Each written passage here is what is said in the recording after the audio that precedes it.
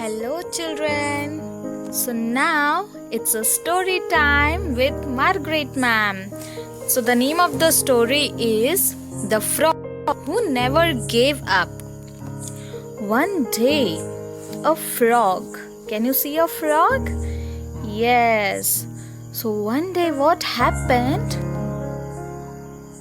A frog fell into a bucket of milk. So what is there in the bucket? Milk. And she swam round and tried to hop out. There was nothing under her feet to climb on. So she couldn't hop out. See, the frog is trying to hop, but she's unable. But the frog did not give up, and she went on swimming.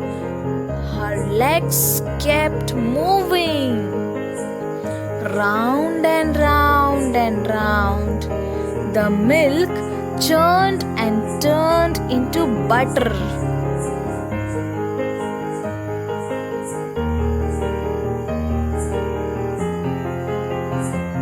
So when she was moving round and round, that milk churned and turned into butter. The frog climbed on the lump of butter and hopped out.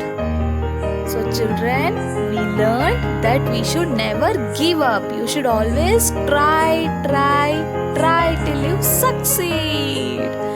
Okay? Take care. Bye-bye.